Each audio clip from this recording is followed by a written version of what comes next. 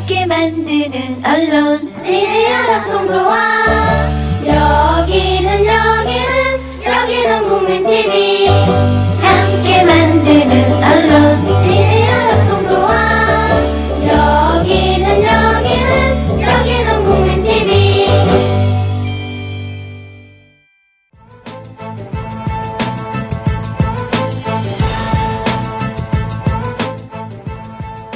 네, 안녕하십니까. 불타는 금요일 아침 안진걸입니다. 우리 국민TV, 국민라디오 청취자 여러분, 자원 여러분, 생방송입니다. 생방송, 늘 금요일 아침 생방송. 예, 오늘은 흥국생명에서 해고당하신 이영철 선생님께서 오셨는데, 그 흥국생명에서 도대체 무슨 일이 발생했는지도 알아볼 거지만, 최근에 금융 이슈에 대해서도 알아볼 겁니다. 왜냐면 우리 이영철 선생님께서 사무금융연맹이라는 우리 민주노총의 사무처장을 하고 계시거든요. 예, 그래서 그 이야기를 재밌게 뜻깊게 이야기해 볼 생각입니다. 잠시 광고 듣고 오겠습니다. 계속해서 이야기 잘 들어주십시오. 광고 듣고 올게요.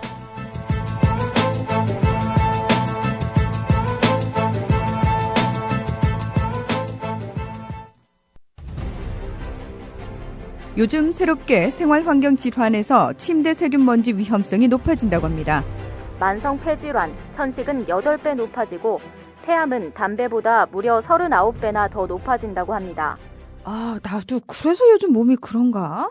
선배님, 피톤치드 캡슐 톡톡 한번 써보세요. 베개, 이불, 침대 커버에 뿌리는데 무방부제, 무독성이라 안심도 되고 침대 세균 먼지 99.9% 제거도 하고 진먼지 진드기는 98% 기피 효과가 있더라고요.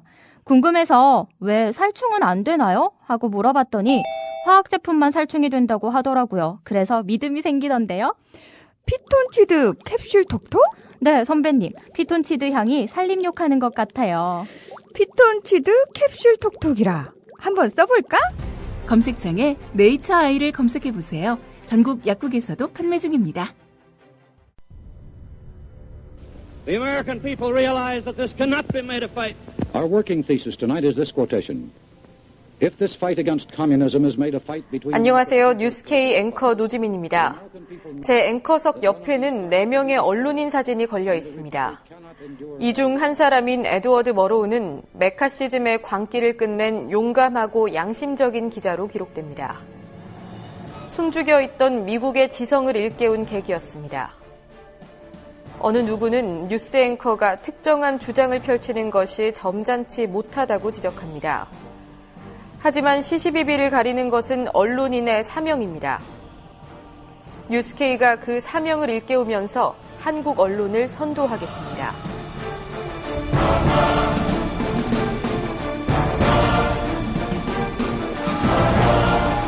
공정보도라는 미명에 몸을 숨긴 기계적 중립. 품위 품격이란 미명의 존재를 감춘 엘리트주의. 뉴스K는 하나하나 혁파해 가고 있습니다. 오늘 저녁 7시 당신의 진실한 전달자 뉴스K 많은 시청 바랍니다.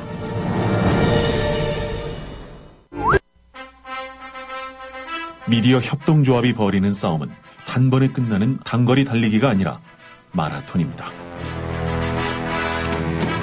반만 년 동안 기승을 부려온 기득권 논리, 또 기회주의가 어찌 일거에 숙청되겠습니까? 인내심과 지구력을 갖고 천천히 또박또박 그리고 신랄하게 헤쳐나가야 합니다. 국민TV의 조합원이 되어주십시오. 이 사술과 기만의 시대 언제까지 방치하겠습니까? 국민TV가 가장 무서운 견제자로서 어둠을 헤치고 썩지 않게 하는 힘이 되겠습니다. 이제 가입하실 때가 됐습니다. 미디어 협동조합 홈페이지 국민.tv 또는 mediacoup12@gmail.com의 문호는 24시간 열려 있습니다. 다 함께 자부심으로 물려줄 세상을 만듭시다. 누가 아는 바로 당신이 할 일입니다.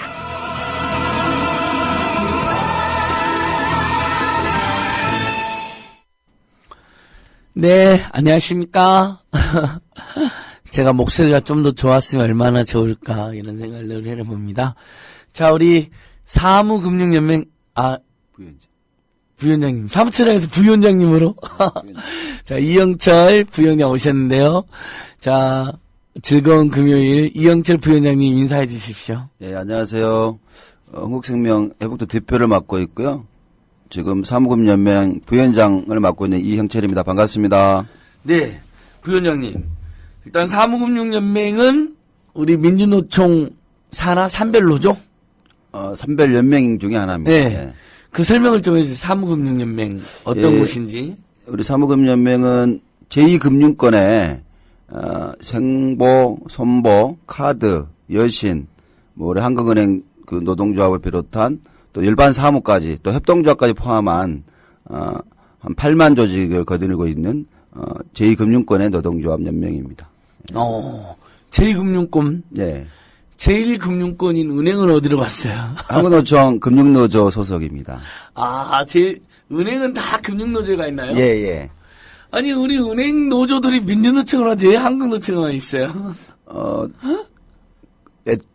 뭐 시작할 때부터 막 우리 금융노조는 한국노총의 주력 부대로 있는 것으로 알고 있습니다. 예. 그러니까. 아니, 뭐, 우리 금융노조가 유명하죠. 영향력도 좋고 또 열심히 하시는 곳으로 하는데, 제가 예전에 어렸을 때부터 늘 생각한 게 금융노조가 민주노총이 아니고 한국노총일까, 이런 생각을 해왔죠. 민주노총이 있었으면 더 좋았겠죠. 왜냐하면 이게 이제 지주회사 문제도 있을 것이고, 이게 보통 금융지주, 은행지주들이 다 가지고 있는데 따로따로 좀 있어서 그런 부분들은 좀 의아하게 생각했나만 이제 이후에 노동운동적 측면에서 보면 뭐 통합 측면도 뭐 고민도 해봐야 되지 않겠나 그런 생각도 역시 우리 이영철 부위원장님 고맙습니다. 근데 이제 그러면 민주노총 사무금융연맹은 주로 제2금융권. 제2금융권, 예. 그러니까 뭐죠? 생보, 생명보험. 손해보험, 증권, 카드, 여신, 예. 그 다음에 협동조합. 거기는 주로 대부분 또 우리 제2 예, 예. 민주노총이 들어있죠. 예. 재밌네요. 예, 부위원장님. 여기 지금 벌써부터 막, 여기 한번 댓글 한번 보실래요? 자, 희망님, 풀백님, 독립운동님, 대우형님, 푸른수님, 여러분들이 지금 벌써 댓글 달아주시네. 여러분, 저는 괜찮습니다. 저 말고 우리 이영철 부위원장님한테, 환영과 응원의 댓글 계속 남겨주십시오. 왜냐하면 우리 이영철 부위원장님 지금 흥국생명에서 해고되신지 벌써 10년인가요? 11년째입니다. 11년? 예. 이 흥국생명 저기 광화문에 있는 본사. 해머링맨을 가지고 있는. 해머링맨. 걔 계속 망치질하고 있는 그 아저씨. 예, 노동자들을 때려잡는. 원래는 그게 노동의 신성함을 표현하는 거였다면서요? 예, 맞습니다. 이게 뭐 대륙별로 하나씩 있는데 아마 그 흥국생명의 대주주인 아마 이호진 전 회장이 유치한 것으로 알고 있고. 예. 어쨌든 노동을 상징하는 그런 의미로 되어 있는데, 저희 흥국생명 태강, 역사에 보면, 노동자를 때려잡는, 망치맨, 그런 형태들로, 그리고 열심히, 24시간 일해라, 그런 형태로, 좀 저희들이 그렇게 상징을 가지고 있습니다. 네, 그리고 제 고민은 뭐냐면, 그 망치 아저씨가, 24시간 망치를 두드린다는 거예요. 예, 그렇습니다. 8시간만 해라. 예. 나머지, 16시간 좀 쉬어라는 거죠. 근데 최근에 보니까 공사 중인데요. 공사한다 그러죠. 12년 만에 새롭게 단장한다고 그렇게 하고 있는데 저희들은 해고된 지 한 11년 됐는데 해고 노동자들에 대해서는 좀 어쨌든 단장을 하거나 좀 일터로 돌아가게 한 그런 노력들은 안 하고 있는 것이어서 되게 안타깝고 좀 그렇습니다. 그러니까 그 망치질하는 그 예술 작품에 대해서는 아마 우리 청취자들께서 다 아실 거예요. 굉장히 저명한데 24시간 망치질하는 게 일단 우리 이영철 부위원장 입장에서는 노동자를 때려잡는 것으로 느끼지만 저는 이게 사람이 쉬지도 않고 노동을 착취한다 이런 느낌을 받았거든요. 그래서 수리가 끝나면 제발 8시간만 망치를 두드리고 나머지는 좀 쉬었으면 좋겠다 이제 이런 생각. 그것도 좋은 생각인 것 같은데요. 예. 예. 부위원장 자. 본격적으로. 자, 여러분, 오늘은 생방송이에요. 생방송 아시죠? 늘 생방송을 사수하는 안진걸, 으라차차. 사무금융연맹, 우리 민주노총 산하의 사무금융연맹 이영철 부위원장 와 계시는데요. 응원의 댓글, 좋은 말씀 계속 부탁드리고요. 부위원장님, 지금부터 시간이 아주 길어도 좋으니까 네. 도대체 11년 전에 흥국생명에서 왜 우리 이영철 부위원장님이라든지 김득희 선생님 같은 진짜 기라성 같은 우리 금융인들이 쫓겨나게 됐는지 그 이야기를 좀 한번 해주십시오. 예, 뭐 이야기하자면 긴데요. 어쨌든 이제 11년으로 더 거슬러 올라가면 흥국생명이 우리 사무금융연맹에 가장 노동조합으로 보면 좀 가장 강력한 좀 부대였습니다. 그러니까 좀 노동조합 단결력도 좋고 네. 파업도 한 수차례씩 했던 조직인데 어쨌든 뭐 제가 한 97년도에 노동조합 활동을 했는데 그 전부터 계속 이제 뭐 파업이 있었고 또 뭐 철안농성도 있었고 뭐 그런 네. 것들이 수차례 많이 있었는데 아마 이제 이것은 돌아보면 지금 우리 흥국생명 그 대주주이 이제 태광그룹이라고 있습니다. 태광그룹이 2001년도에 태광산업 대한화섬 울산에 있는 노동조합들을 이제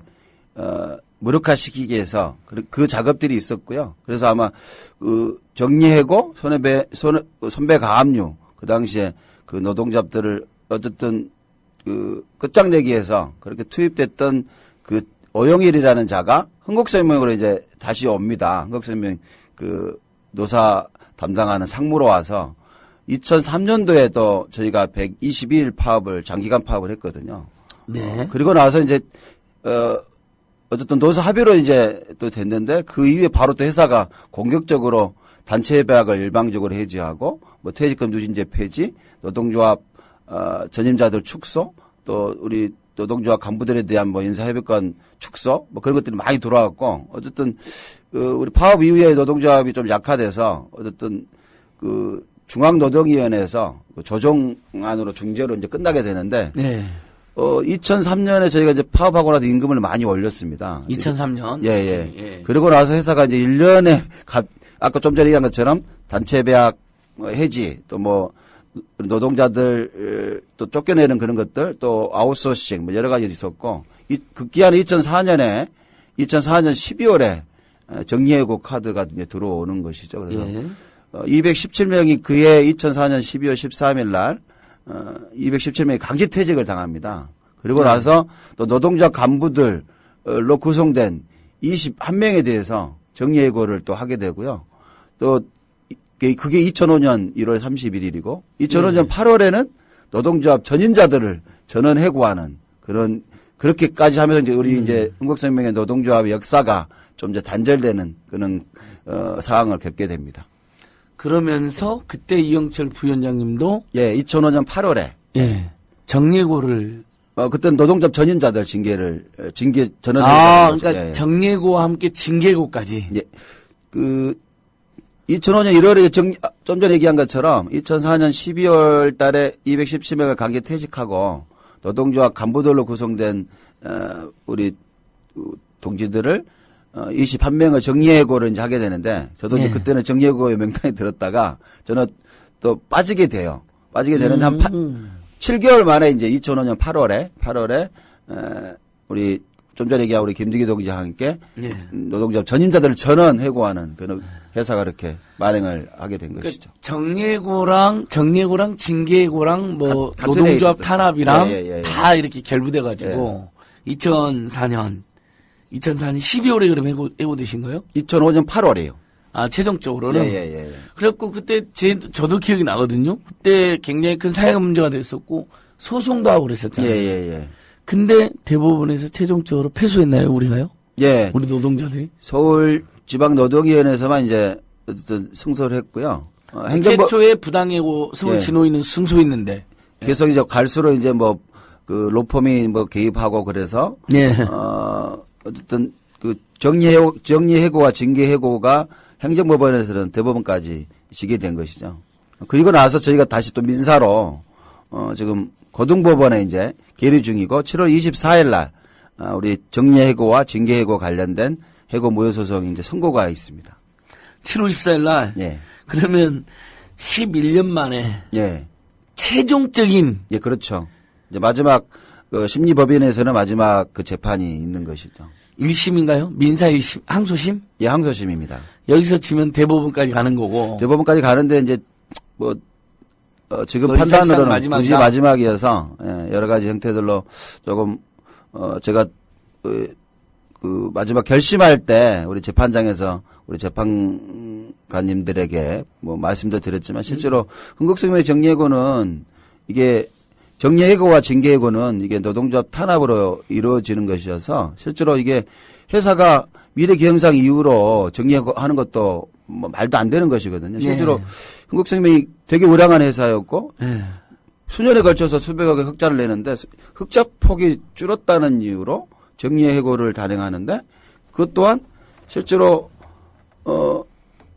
그것도 맞지는 않고요. 그러니까 그 2004년 9월에 900억의 흑자가 되는 회사가 이제 결산할 때 보면 이제 뭐 단기 순이익이 좀 빠질 수 있잖아요.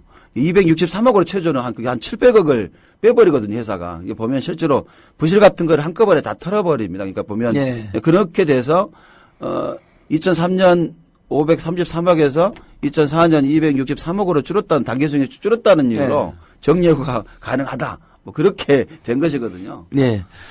그러니까 청취자 여러분, 시민 여러분, 이 사건이 굉장히 중요한 게 어떤 회사가 망하기 일보 직전에 누군가를 해고할 수밖에 없다. 가끔 쟤들도 야, 회사 지금 망하기 바로 직전인데 어쩔 수 없겠구나. 제가 인정할 수 있는 유일한 경우는 해고라는 경우는 유일하게 딱 그런 경우잖아요. 예를 들면 개별 해고는 이제 징계해고, 그다음에 집단 해고는 그렇게 정리해고인데 흥국생명은 흑자였는데 수백 흑자였는데 미래에 약간 불투명할지 모른다는 거로 수백 명을 잘라버렸단 말이죠. 그게 대법원에서 인정을 해준 거죠. 그 대법원은 저희들이 뭐 이미 인간이라고 생각하지 않은 지 오래됐는데. 맞습니다. 그건 지금 흥국생명 판례, 그 다음에 몇 개 판례가 나온 거죠. 우리 노동계에서 보면. 그게 저는 지금도 이해가 안 되고 도저히, 아니, 사람이라면 어떻게 흑자인데 사람을 자를 수가 있냐. 우리 판사님들 너무했다 이렇게 저도 생각하고 있거든요. 조그만 그 부분을 설명 한번 해주세요. 부위원장님. 이게 미래경영상 이유가 애초에 2001년도에 해강산업, 대한화산업을 정리해고할 때 그 미래경영상 이유로 그렇게 그것도 법원이 판단하게 된 것이거든요. 그것을 또 같이 흥국생명에 이제 그 대입을 시킨 거예요. 그래서 어쨌든 이게 그 단기 순이익이 줄었다는 이유로 또 미래 계획상이 뭐 불확실하지 않는 회사가 어디 있겠어요? 다 불확실하죠. 그런 거에 대해서 뭐 대법원이 이렇게 손들어 주는 건 좀 문제가 있다 그런 거고. 또 하나는 저희가 이제 지금 그 민사법원에서 그 재조명을 하고자 하는 것은 단기 순이익이 그 보험회사에 그게 줄은 그런 목적이 중요한 게 아니고 실제로 금융감독원이 평가하는 자료가 있어요. 경영실 때 평가 자료라는 그 자료가 있는데 그래서 제가 김기준 의원실 통해서 이제 입수한 자료인데 실제로 2003년, 2004년, 2005년에 이르러서 경영실 때 평가 자료가 거의 종합평가 1위, 2위 그런 거거든요. 아주 우수한 등급인데 그거를 재판부가 판단하지 않았다는 것이고 우리 민사 1심에서도 그거에 관련돼서 문서촉탁, 송부나 이런 것들 해달라고 하는데 그거를 이제 재판부가 안 받아줬는데 2심에서는 받아줬어요. 그래서 지금 새로운 또 쟁점이 있는 것이고요. 또 한꺼번에 그 흥국생명이 이제 그 유가증권 같은 거를 200억 넘는 그 유가증권을 부실대로 한꺼번에 털어버립니다. 그러니까 다 속여서 가는 그것들이 많이 있는 거고. 그러니까 뭐 또 회사가 망하는 회사가 그 땅을 또 사거든요. 한 293억에 북창동에 가면 북창동 일대에 흥국생명 타운 말한 랜드마크 빌딩을 이렇게 4천억 가량의 그것들 작업들을 하거든요. 지금 지었나요? 그거는 못 샀고 이제 알박기 다른 형태라 다른 회사가 이제 그 아마 빌딩을 올린 걸로 알고 있고 또 그러니까 여러 가지 많이 있거든요. 또 그 당시에 우리 지금 보면 이제 태광그룹의 또 자회사인 티브로드라고 아시죠? 티브로드라고. 그게 한빛 IMB를 인수하면서 흥국생명이 이호진 그쪽에 불법 대출을 수백억 합니다. 수백억 하면서 금융감독원으로부터 가진금을 8억 8,800억만 원을 맞거든요. 그 당시 21명의 정예고자들의 임금 정도 됩니다. 그것들은 물으면서까지 불법 대출을 하고 그런 회사가 실제로 회사가 어려운 거냐 그런 건 아니라는 것이죠. 그럼 지금 따지면 자 미래 경영상에 문제가 있었으니까 수백 명 정리해고를 했는데 당연히 그럼 대법원에서 제동을 걸어줬어야 되는데 네. 대법원이 그걸 인정해줬고 당연히 뭐 사실 삼성전자도 요즘 막 예, 앞으로 예. 어렵다 막 그러면서 정리를 할 수 있는 근거가 되는 거잖아요. 그것은 뭐 아마 우리 청취자들께서 아마 도저히 납득을 못할 겁니다. 그렇습니다. 요즘 법원 상황이. 여러분 지금 생방송 사무금융맹 우리 이영채 부위원장 의원 댓글 많이 남겨주시고요. 그 다음에 두 번째는 이제 태광그룹의 문제점 있는 거잖아요. 예. 이호진 예, 회장 예. 지금 감옥에 있나요? 감옥에 있어야 되는데. 네. 아픈 척하고 있나요? 예. 뭐 모르겠습니다. 아프다는 이유를 들어서 가지고 있는 업무상 배임, 횡령, 비자금 조성 등으로 4년 6개월의 징역형을 받았습니다. 징역형을 받고 한 50일 정도 구속돼 있다가 지금은 아프다는 이유를 들어서 구속 집행 정지, 그 다음에 보석으로 풀려나 있습니다. 그럼 지금 어디 있어요, 그 사람은? 뭐 어디가 있는지 저한테 그 우편으로 우편으로 그 배달된 게 있는데, 이호진은 아프지는 않다. 뭐 어디 저녁에는 뭐 그 차를 타고 또 돌아다닌다 그런 거를 한번 그래서 감시해봐라. 그런 것들도 저에게 우편으로 배달된 게 있었거든요. 야, 그럼 우리 흥국생명 그럼 해고자 이제 복직투쟁위원회는 지금 11년째 투쟁을 하고 있는데 매주 목요일 날인가요? 매주 목요일 날 태광그룹 앞에서 그 망치 인간 앞에서 집회도 하고 계시잖아요. 그 이야기도 좀 해주세요. 야, 눈물 나네요, 진짜. 11년째 비가 오나 눈이 오나 어쨌든 그 강화문 흥국생명 본사인 흥국생명 빌딩 앞에서 저희들이 이제 그 복직을 요구하고 또 이호진 회장의 처벌을 요구하면서 집회를 또 하고 있습니다. 그래서 이게 우리 해고자들이 전국에 다 있어서 다 모이지는 못하고요. 처음에 해고될 때 한 1년 정도만 같이 했는데 어쨌든 생계도 있고 여러 가지 문제들이 다 있어서 우리 서울 수도권에 있는 동지들로 이제 구성돼서 투쟁을 하고 있고 또 우리 연맹을 비롯한 또 우리 수많은 동지들이 함께 연대하고 있어서 또 뭐 외롭지는 않습니다. 예. 외롭지는 않다. 재밌습니다. 여기 우리 안양 아줌마님, 안 바쁜 벌꿀님, 구름사님, 대우형님, 페퍼민트님, 뭐 여러 계속 이제 날고 싶은 토끼님 이제 댓글 남겨주시는데 특히 이제 우리 안 바쁜 벌꿀님께서 박근혜 미래도 불투명하니 박근혜도 정리해고해라 이렇게 재밌는 어떠세요, 부위원장? 좋은 글기네요. 아주 그냥 그다음에 우리 대우형님께서 이 부위원장님. 인간으로서 비인간들을 상대하시려니 복창 트이셨겠어요. 그래도 화이팅 이렇게 주셨어요. 고맙습니다. 11년째. 그럼 우리가 보통은 최장기 집회하면 뭐 우리 저 일본군 성노예로 피해를 겪은 우리 할머님들 문제 대사관 앞에서 그렇죠. 매주 수요일 날 민가의 목요 집회. 그 다음으로 가장 최장기 집회 같네요. 제 느낌에는. 어쨌든 민주노총 내에 집회 해고자 복직 투쟁을 요구하고 있는 그 조직 중에 저희가 가장 길죠. 그러면 이제 그때 그래서 이제 해고 당하시고 바로 사무금융연맹 일을 하시게 된 거예요. 예. 그래서 처음에는 뭐 맡으셨어요? 지금 부위원장님이신데. 그 당시에는 이제 연맹에 들어와서 미조직 비정규 담당하는. 그래서 그 당시에 보면 이제 우리 코스콤 비정규 투쟁이 있었어요. 코스콤? 그것도 한 470일. 한국증권거래소인가요? 증권거래 자회사인 코스콤.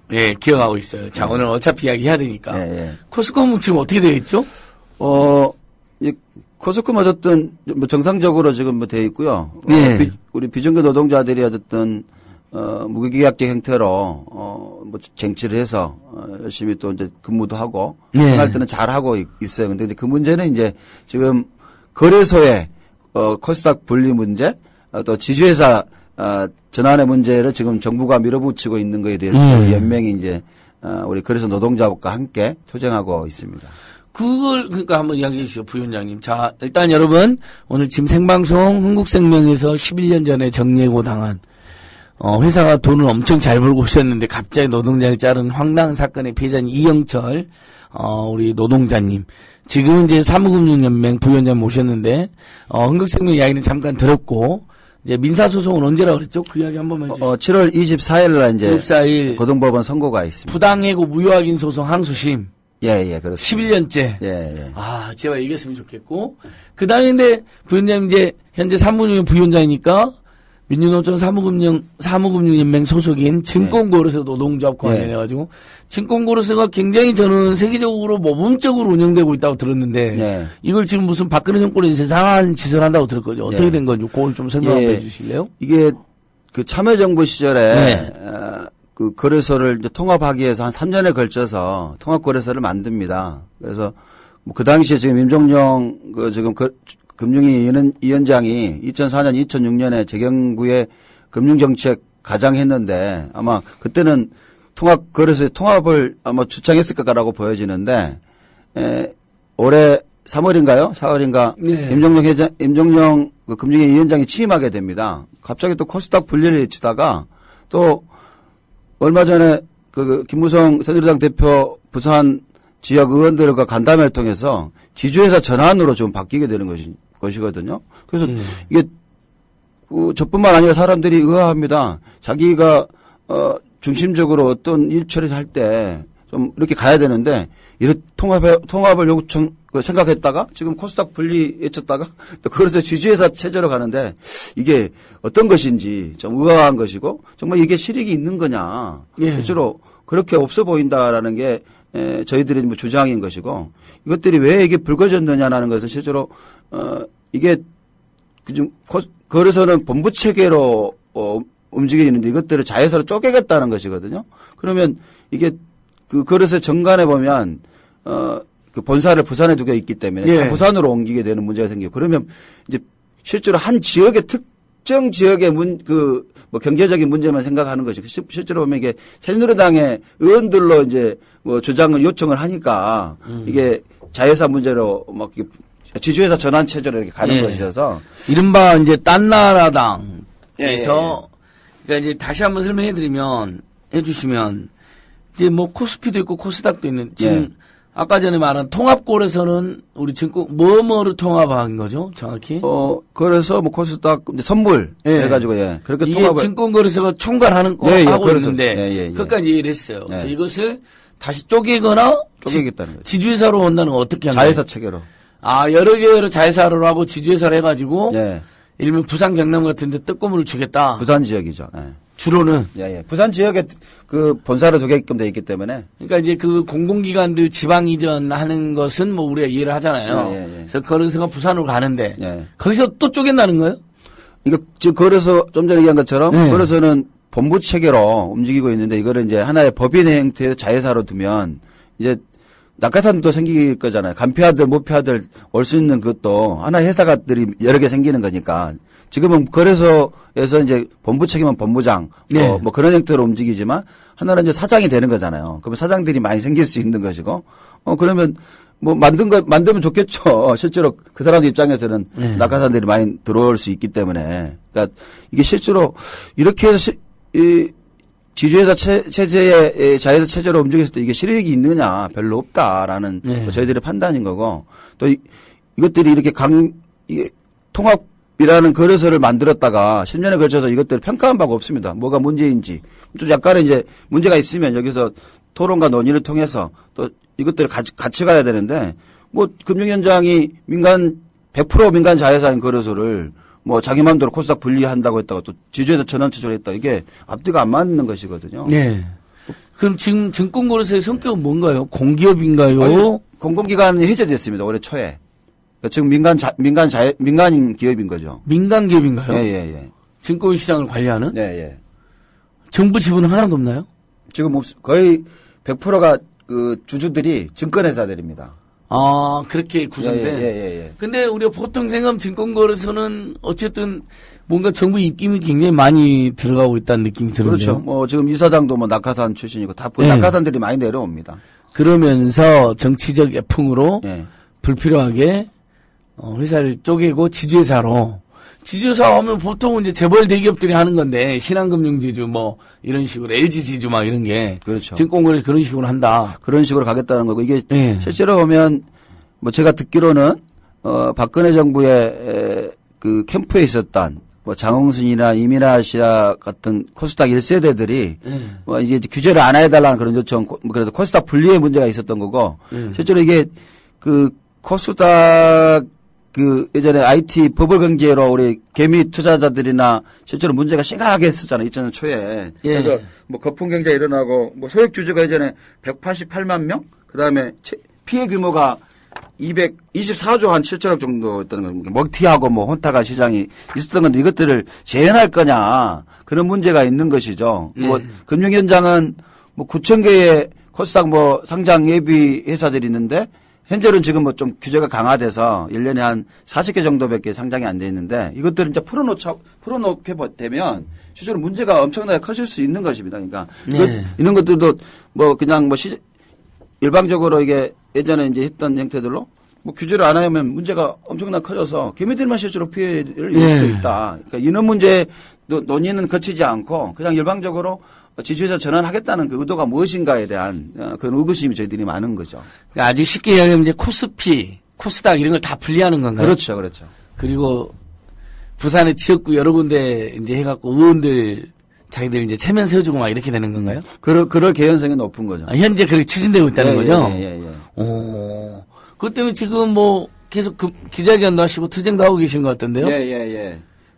뭐 집회도 했고요. 또 어제는 우리 연맹 주최를 해서 이 관련된 정치적 애풍으로 인해서 이것들이 일방적으로 추진이 되고 있는 또 그런 것들에서 연맹의 기자회견을 금융위 앞에서 했습니다. 항의 사안도 전달했고. 결국 부산 측 새누리당 의원들이 이제 지역구에서 이렇게 몇 개 쪼개가지겠다 뭐 이런 거네요. 예, 그런 거죠. 증권거래소 한 군데만 있는 게 아니라 일명 코스피, 코스닥 뭐 이런 식으로 자기 지역구에 분산시키겠다 이런 건가요?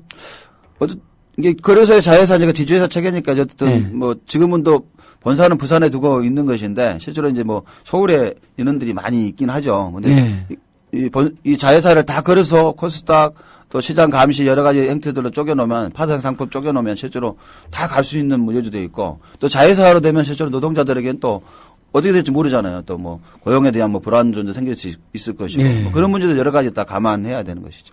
네, 일단 딱 듣기에도 뭔가 정치적으로 이상한 불순한 결정을 하고 있다 이런 생각이 드는데. 그렇죠. 그러니까 아직은 최종 결정이 안 난 거죠, 부위원장님? 이제 그 지주회사 전환 체제면 국회 법을 개정해야 되는 문제가 있는 것이죠. 그래서 어쨌든 저희는 뭐 이게 참여정부에서 통합거래소를 뭐 하자고 이제 주창했고 이렇게 10년이 와 있는데 그런 것들에 대한 뭐 평가 그런 것 논의에도 거치지 않는 것이거든요. 그러니까 어쨌든 정부의 지금 박근혜 정부의 일방적인 이런 것들에 대해서 좀 문제 제기해야 되고 실제로 이것들과 관련돼서 어떤 문제가 있는지 따져봐야 된다. 그런 주장을 좀 하고 있는 것이죠. 네, 조금 아무튼 전문적인 분야긴 하네요, 그렇죠? 증권거래소는 다 아시는데 어쨌든 지금 최종적으로 확정된 건 아닌데 그렇게 추진되니까 투쟁을 하고 계시는 거고 그게 이제. 일면 증권거래소의 취재도 안 맞고, 그다음에 거기서 일하는 노동자들의 이제 고용 불안도 야기할 수 있는 여러 가지 문제점 때문에 좋습니다. 부장님 그러면 이것을 보통 시민들은 어떻게 도와드릴 수 있을까요? 이게 좀 전에 얘기한 것처럼 일단 주식 투자자들 입장에서는 관심은 있으실 것 같은데 이게 이제 그 하나는 거래소를 그 상장시키겠다는 IPO 하겠다는 게 이제 아마 뭐 주주들의 생각일 수도 있고 정부도 그런 거거든요. 예전에 보면 선진화 얘기를 하면 실제로 뭐 홍콩 시장 뭐 그런 것들을 얘기하잖아요. 그러니까 이제 지주회사 체제로 가서 한 다음에 이제 상장을 시키겠다는 게 이제 정부의 보관이긴 한데 그게 뭐 과연 실효성이 있을까라는 그런 문제도 있고요. 이게 지주 회사들이 실제로 이 간섭하고 그런 개입하는 건 잘하는데 실제로 또 무슨 사고가 터지면 또 몰라라 하고는 그런 것들이 많이 있는 거잖아요. 이제 그런 측면에서 좀 고민해 볼 필요가 있겠다라는 싶고 어쨌든 이 지주회사 문제에 관련된 그래서 지주회사 문제에 관련된 가지고는 절대로 이게는 뭐 그냥 두어서는 안 된다. 그래서 어쨌든 반대하고 또 하나 좀 전에 얘기한 것처럼 코스닥 관련된 것들은 우리 개미 투자자들 개인 투자가들이 거의 한 70, 80%를 하고 코스닥은? 있는 거예요. 그런 거에서 실제로 이게 좀 전에 얘기한 것처럼 뭐 거품 경제나 버블 경제에서 그런 문제가 생기고 또 여러 가지 횡령 또 그런 문제가 생기면 고스란히 개미 투자자들에게 뭐 피해는 다 가게 돼 있습니다. 좀 전에 얘기한 것처럼 뭐 188만 명이 피해를 입었고 40조, 24조에 가까운 뭐 그런 피해 금액이 예전에 있었던 것처럼. 네. 그 이후 지금은 이제 더 커져 있는 규모가 더 커져 있기 때문에 또 엄청나게 피해도 입을 것이다. 이런 것들에 대한 문제점도 고민해 봐야 되고 또 이런 것들에 대해서 또 논의를 해봐야 되는데 그렇지 않고 그냥 뭐 상장시키자 또 지주회사 가자 그런 것들에 대해서 문제가 있다는 것이고 그러면 뭐 원점으로 좀 재검토해서 고민하자. 뭐 그 저희들이 그런 주장을 하고 있는 것이죠. 네. 아무튼 조금은 일반 시민들께서는 이해하기 어려운 부분이 있어서 우리 사무연맹에서 조금 더 쉽게 이것이 무엇이 문제고 박근혜 정권에서 일종의 정치적으로 그 불순하게. 근데 이 정권은 굉장히 불순한 정권인데 맨날 박근혜 대통령은 자기들이 잘하고 있다고 그러는데 왜 그러죠? 부위원장님? 묻지마 투자인 것처럼 보이긴 한데요. 네. 실제로, 그러니까 어제 그런 얘기를 했어요. 박근혜 정권은 정말 가만히 있었으면 좋겠다. 차라리 모르면 가만히 있어라. 모르면 가만히 있었으면 좋겠다. 뭐 한다고 하지 말고 또 이 통합하겠다고 했는데 통합은 뭐 별개로 실제로 다 갈라치고 있잖아요. 그러니까 그래서 문제도 실제로 노사 간에 문제가 생겨버린 거거든요. 왜냐하면 그래서는 그 정부에서 입김이 있기 때문에 경진들은 이렇게 따를 수밖에 없잖아요. 노동조합은 또 이렇게 하기 때문에 노동조합이 또 막 뭐 근태 문제 여러 가지 문제 지금 뭐 그런 걸로 지금 노사 간에 좀 갈등도 있는 것이거든요. 그러니까 좀 가만히 있었으면 박근혜 정부 좀 남은 기간 그나마 좀 그래도 아이고 뭐 가만히 있는 게 우리 국민들 입장에서는 좋지 않겠나 그런 생각을 하게 돼요. 그러니까 가만히 있지 마라고 하는 무슨 세월호 우리 참사라든 메르스 때는 가만히 계시고 아무것도 안 하고 진짜 열심히 뛰어야 될 상황에서는 그렇죠. 근데 좀 냅둬라 하는 상황에서는 의료민영이라든지 거래소 같은 데 분할해가지고 오히려 더 기능을 악화시키는 청개구리 정권. 저는 이제 이 정권은 이미 이제 물러나야 될 정권이다. 그 다음에 보면 국민의 뜻과는 정반대로 간다 해서 청개구리 정권이라고 그러죠. 부위원장님 뭐. 그래도 동감하고 실제로 네. 다른 데 힘을 쏟는 것 같아요. 그러니까 이게 대통령이라 하면 또 한 나라의 어버이고 실제로 그렇게 그런 모습들을 비춰줘야 하는데 네. 뭐 국무위원 속에서 뭐 또 새누리당 원내대표를 내치겠다 뭐 저 가만두지 않겠다 뭐 그런 이상하게 발언들을 하잖아요. 그러니까 네. 통합을 하지 않고 실제로 갈라치려고 하는 것들을 보면서 뭐 저희들뿐만이 아니고 우리 애들에게 뭘 좀 보여주겠느냐 그런 좀 부끄럽고 그렇습니다. 그래서. 그러니까. 아니, 그러니까 좀, 그 박근혜 대통령이 유승민 원내대표를 찍어내기 위해서 혼신의 힘을 다하고 그렇죠. 있는데 그 혼신의 힘으로 세월호 참사나 메르스를 대체했다면 얼마나 좋았을까요? 그 대통령이라 하면 이런 것들에 대해서 사과하고 네. 어떤 재정비에서 좀 뭐 통합적으로 가보자 그런 것들은 아니고 사과를 안 하잖아요. 네. 응? 메르스 관련돼 가지고 자기가 사과를 받지. 응? 뭐 삼성 서울병원장 오라고 해가지고 사과받지. 자기는 국민들에게 사과하지 않잖아요. 그랬죠? 저기 세종시까지 불러가지고 불러가지고 그렇게 하고 했었잖아요. 이 사람은 정말 유체이탈이라고 다 그러는데 유체이탈을 넘어서 안드로메다에 가 있는 건 아닌가 저는 늘. 안드로메다는 좀 좋은 곳이잖아요. 네. 제가 봤을 때 그런 것은 아니고 다른 뭐 혹성 어디 혹성 뭐 이름 없는 혹성 뭐 그러지 않았을까? 네, 부위원장 우리 청취자 여러분 지금 사무금융연맹 우리 이영철 부위원장님과 함께 흥국생명에서 해고된 사연 그다음에 증권거래소를 지금 새누리당에서 희한하게 이상하게 만들려고 하는 거 이야기 듣고 있는데 부위원장 근데 헷갈리는 게 저도 헷갈리는 게 사무금융연맹하고 또 사무금융노조가 있잖아요. 네. 요 차이 좀 어떻게 된 거예요, 이게? 우리 사무금융노조는 네. 우리 연맹이 2011년도에 대산별 노조로 전환하기 위해서 네. 만든 한 노조입니다. 그래서 지금 한 반 정도를 이제 우리 사무금융 노조로 선별로 전환했는데 한 반 정도는 지금 연맹 소속으로 남아 있는 것이거든요. 어쨌든 그거를 완성하기 위해서 저희들이 이제 준비를 하고 있는 것이죠.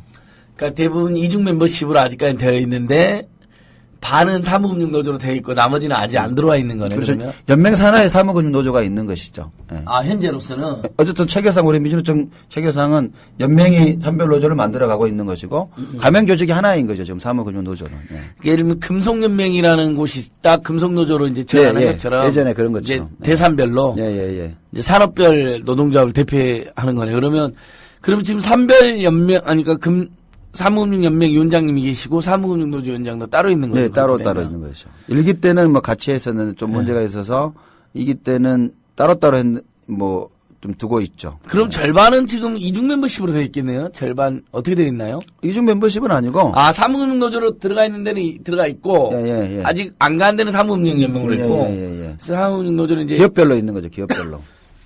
우리 김현정 위원장님. 거기는 이제 산별 노조. 그러니까 사무금융노조. 예. 비시카드. 예. 노조 위원장님 있고. 사무금융연맹 위원장님 지금 누구시죠? 우리 이제 전국 축협노동조합 위원장이었던 이제 이윤경 위원장님이. 예.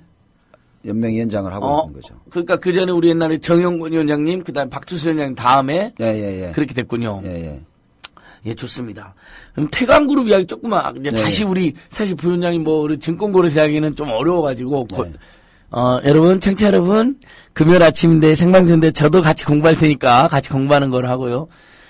사실은 그러면 이 흥국생명 우리 해고자들의 11년, 12년 투쟁은 태광그룹에 대한 투쟁인데 그 얘기를 좀 해야 되잖아요. 이호진 아까 전에 지금 분명 구속됐는데 나와 있다 아프다니 태광그룹이 근데 굉장히 큰 그룹이죠. 태광그룹이 뭐뭐 하고 있어요? 티브로드는 알고 있어요 사람들이.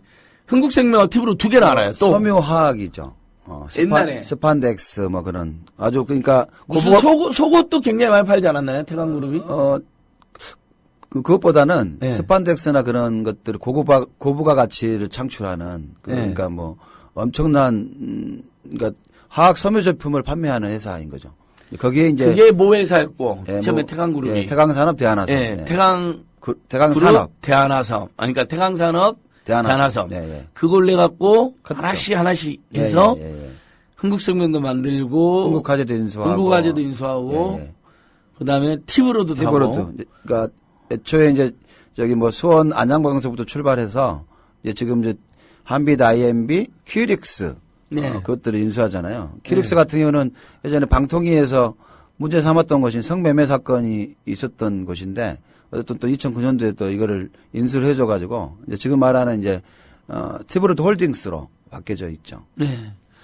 그러니까 저희가 공부하기로는 티브로드가 태광그룹의 최근은 주력처럼 이야기되던데요. 나머지 사업장들이 적자가 많은데 티브로드가 흑자를 많이 낸다고 들었습니다.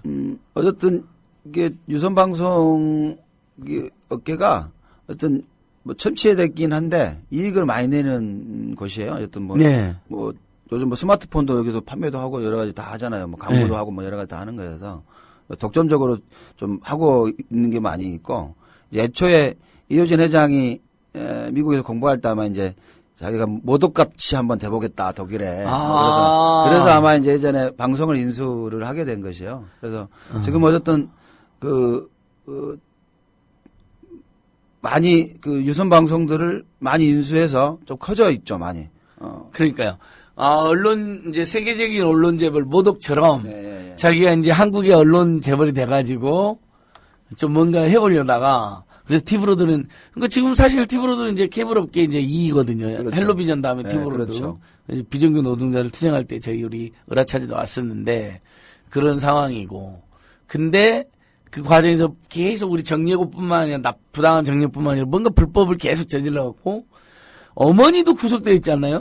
어머니도 같이 이호진 회장하고. 그러니까 제가 행령 업무상 배임, 그걸로 구속됐다가 또 형 집행정지로 풀려났었어요. 고령이라는 이유로. 그러다가 2달 전에 이제 사망을 했습니다.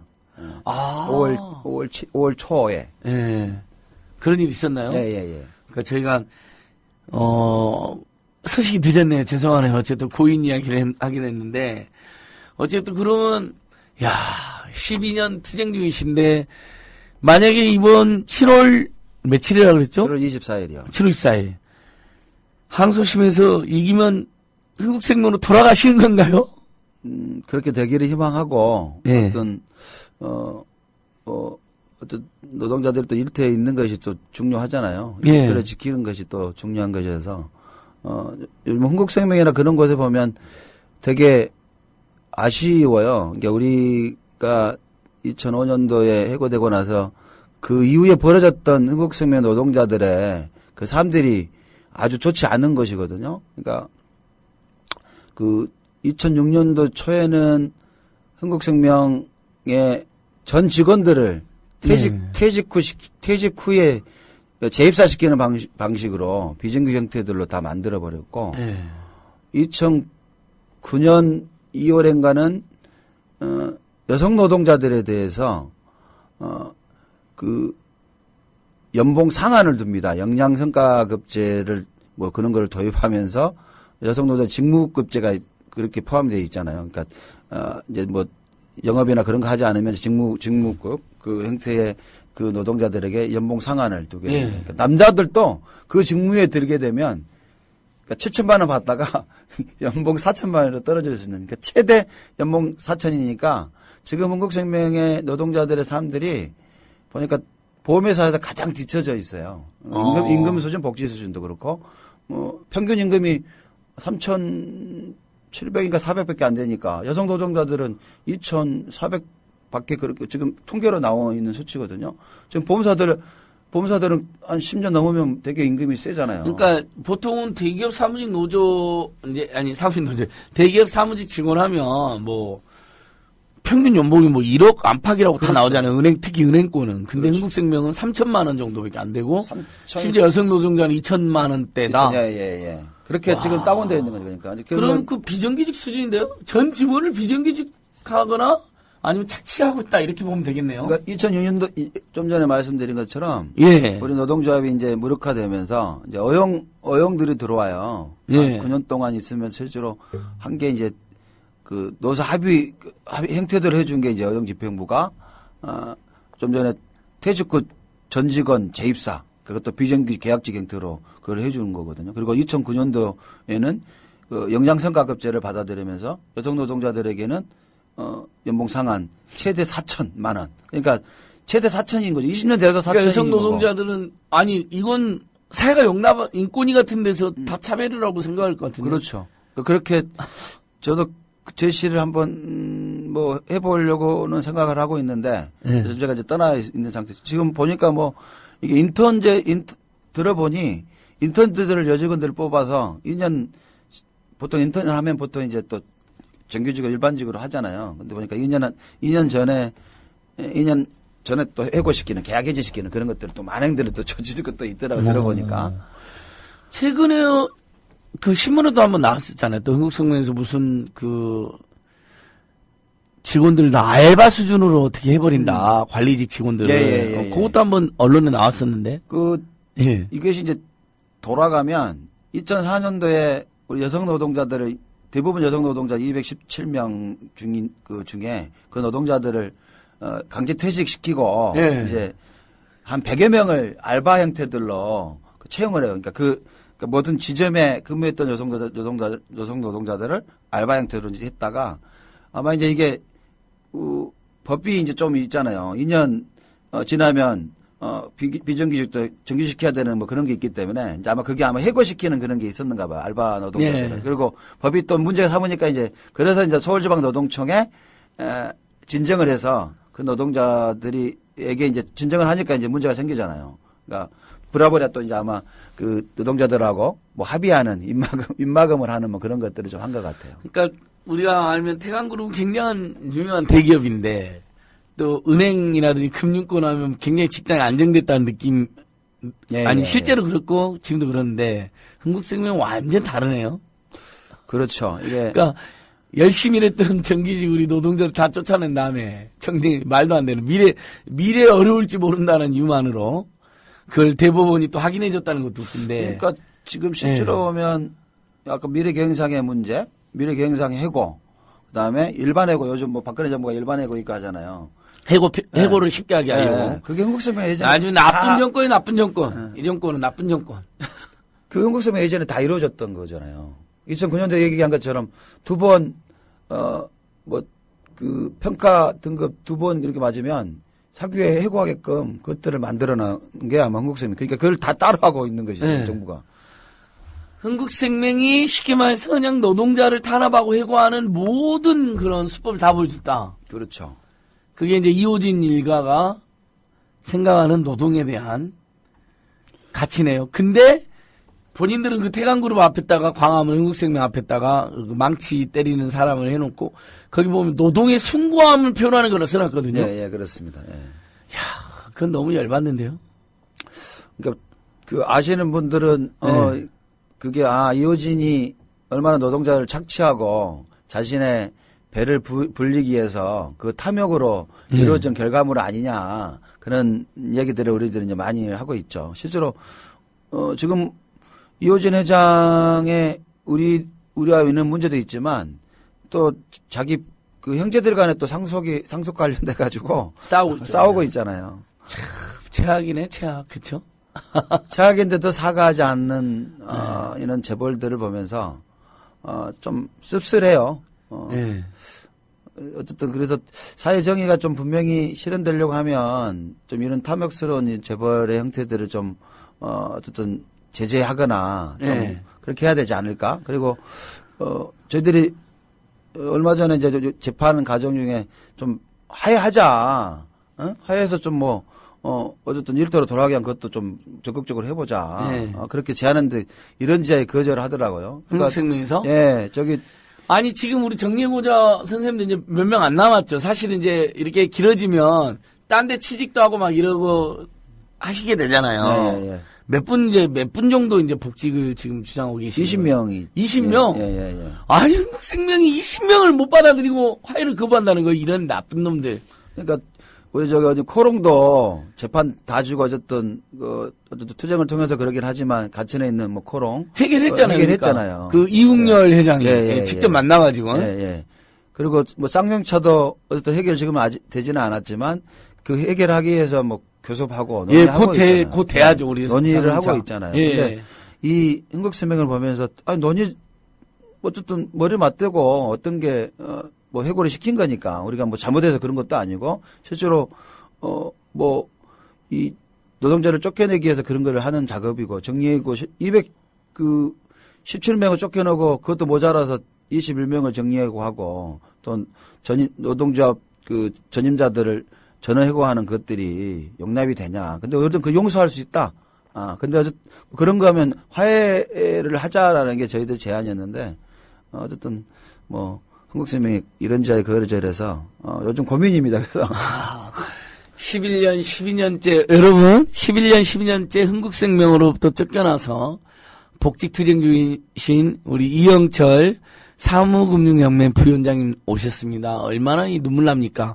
으라차차 프로그램이 바로 인기는 없어도 바로 이분들의 목소리를 우리 국민들에게 전달한다는 것만으로 참 저는 의미가 있다고 생각하는데 7월 24일 운명의 항소심 날 만약에 승소하면 진짜 회사 가실 거예요, 부위원장님? 가야죠. 그러면 이제 증권회사 직원이 되는 건가요?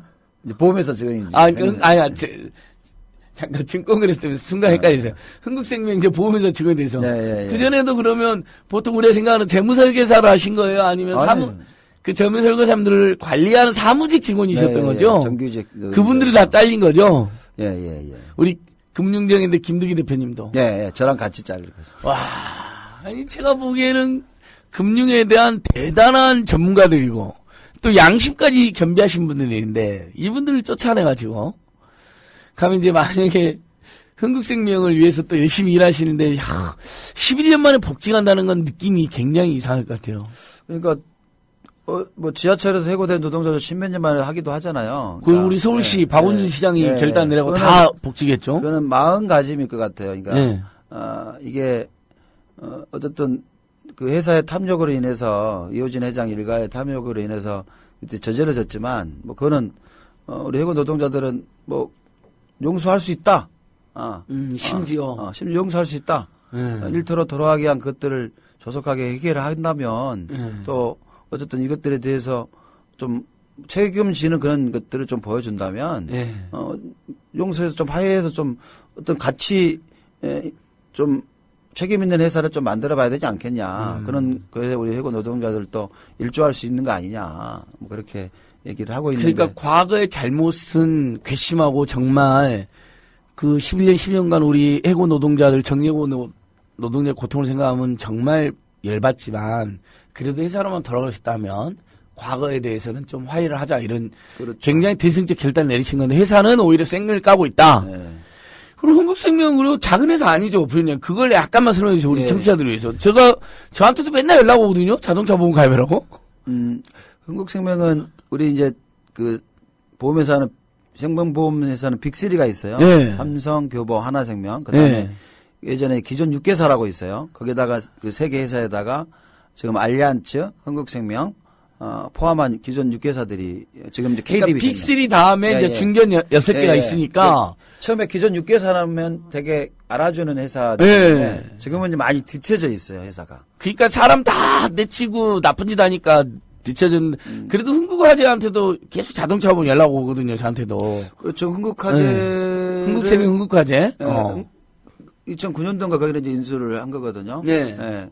인수를 했는데 실제로 이것도 좀 문제가 있어요. 흥국화재 이것 인수 과정 중에도 아마 그 공정위로부터 아마 금융감독으로부터 아마 제재를 맞거나 뭐 그런 게 있어요. 좀 문제 점도 있어서 이게 실제로 흥국생명이 또 이런 것들을 뭐 인수하고 막 그런 문제들이 있었음에도 좀 법이나 것들이 제재하지 않는 뭐 그런 측면이 좀 있었다는 그 문제점도 있는 것이죠. 네, 여러분 우리 사무금융연맹 민주노총 산별 이영철 부위원장님 오셨는데 정말 안타깝게 12년째 복직투쟁 중이십니다. 흥국생명. 이 흥국생명 회사에 여러분 기회가 된다면 댓글이라든지 담벼락이 되고 욕이라도 제발 복직시켜라. 20명 남았다. 이렇게 같이 해주시면 좋을 것 같고 우리 대단군님, 하모니님, 끝내길이라님, 그 다음에 용주마마님, 떡이마님 계속 댓글 남겨주신 행복한 둥이맘님 다 고맙습니다. 근데 특히 이제 대단군님께서 대법관 직선제를 하자 하도 대법원에서 너무너무 어이없는 판결이 많이 나니까 뭐 충분히 이해하고요. 예, 그렇게 해야 된다고 생각합니다. 부위원장님, 운명의 7월 24일을 지금 기다리는데 마지막으로 우리 시민들에게 그 해고 노동자로서 한 말씀 부탁드립니다. 저희들이 계속 응원하고 연대하겠습니다. 예. 우리 사회에 이는 해고들이 퍼져가는 것은 옳지 않다고 봅니다. 실제로 해고는 살인이라고 얘기를 한 것처럼 정리해고도 마찬가지고 일반 해고도 노동자들에게는 정말 엄청난 문제이거든요. 왜냐하면 노동자 한 사람뿐만이 아니고 그 가정의 문제들, 사회의 문제가 생기는 것이어서 이런 것들은 어쨌든 해결해야 될 필요가 있겠다. 그래서 7월 24일 날 우리 해고 노동자들이 복직되는 그런 꿈들을 꿔보고요. 많이 응원해 주셨으면 고맙겠습니다. 개개인이 회사로 11년 돌아가는 것도 어마어마한 의미가 있지만 사회적으로 정예고나 부당하게 노동자를 내쫓는 것에 잘하면 종집을 찍을 수도 있는 거잖아요. 그렇게 됐으면 꼭 그렇게 됐으면 좋겠습니다. 시민 여러분, 정치 여러분, 흥국생명 최근에 이슈가 안 됐는데 우리 으라차차에서 이슈를 만듭시다. 우리 국민TV에서부터 12년 동안 복직투쟁하고 있는 이영철 부위원장과 20명의 흥국생명 해고 노동자들에게 여러분 큰 박수 부탁드립니다. 위원장님 고맙습니다. 고맙습니다. 안녕히 계세요. 국민라디오 팟캐스트 응원하는 가장 쉬운 방법 아시나요? 다운로드하기, 별점 주기, 댓글 달기, 구독하기. 국민라디오 팟캐스트 널리 알리는 가장 쉬운 방법. 다운로드하기, 별점 주기, 댓글 달기, 구독하기. 기억하세요. 다운로드하기, 별점 주기, 댓글 달기, 구독하기.